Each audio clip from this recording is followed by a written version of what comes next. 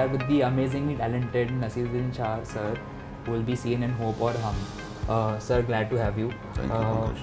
Hope or Hum, what made you say yes to this film, and is this the same for every film?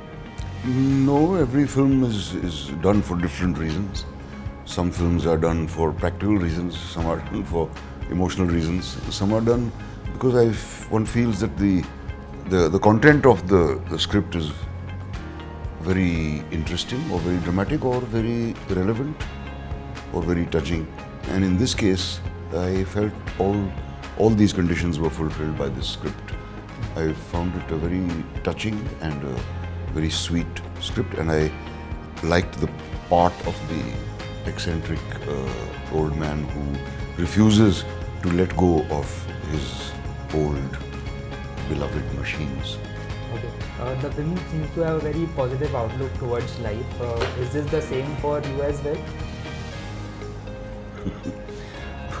I suppose I could say yes, because if one doesn't have a positive outlook towards life, one might as well go and jump into the sea. And well, most Hindi films have a positive outlook. In fact, I have actually met a person who told me that there are whatever good things there are in me are because of Hindi cinema. And I always use that as an argument against people who say that Hindi films have a very bad influence. Hindi films all talk about the right values. There's no Hindi film which advocates that you should become a smuggler or become a thief or become a criminal, or that crime pays, or that it is good to be corrupt or anything like that. All Hindi films propagate the right values. So why are they blamed for all the ills of society? That's something I've never understood. And this film is, you could call it nostalgia, though nostalgia is a slightly loaded word because people make fun of something that you are attached to by calling it nostalgia. But I value old things. I treasure a lot of old things. As you can see, even in my house, I have old furniture. Some of it is 100 years old. And the plight of this man touched me deeply. He knows there is no alternative, but yet his deep love for this machine which he has, nurtured with his hands and cared for all these years is too strong. You are a very senior person. Do youngsters especially get intimidated by you? I hope not. If they get intimidated by me, then there's something wrong with my attitude. Okay. I don't consider it a compliment if a youngster says, I'm very nervous in front of you. He should not be nervous in front of me. Why should he be nervous? It's not a boxing match that I have to knock him out or he has to knock me out. I do come across this attitude. It doesn't please me. Because I've never been nervous acting in front of a superior actor. In fact, it helps me, raise up my game. So a lot of kids think that they're giving you a compliment by saying that, but it's not a compliment. And if I find that a junior actor is upset because of my presence or is getting nervous, then it's my responsibility to make sure that he doesn't continue to feel that way. There are several tracks in the film. Do they all kind of merge together in the end or in the film? That is something for somebody who's objective about the film to say. Since I had read the script, it is difficult for me to be objective about a film I am in. But I think so, yes. But it will depend on how the public perceives this film. That's the most important thing. I have always found that a subject that is made from the heart invariably gets through. You can't calculate and make a successful film. Except Sholay, which was calculated and made into a hit. But apart from that, I don't think there's any other example. It's always the films that are made from the heart that ring true and which affect the audience. That's what I feel. How was it working with a child actor in this film? I have worked with children. I've worked with some pretty troublesome children also. And it's great fun working with them because I'm not directing. But I think I would find it difficult to direct a child.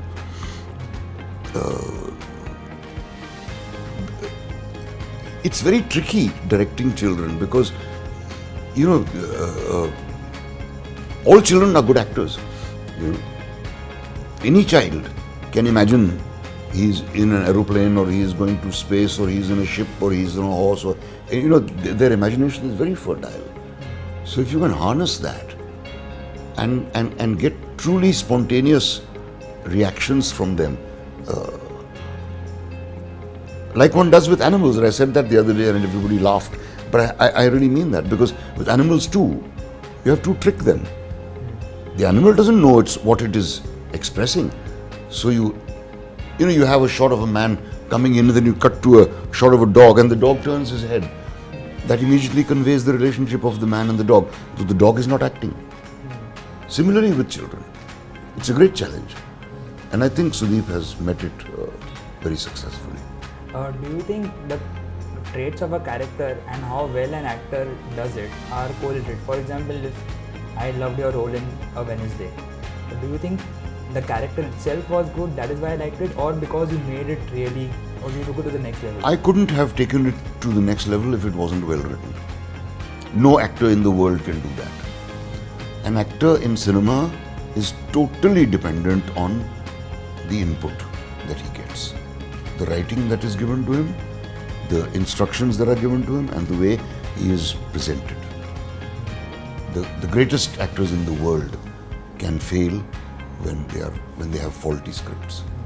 Looking back, what would you consider as some of the challenges that you face in your life, and how did you overcome them? You mean in my work? Yes.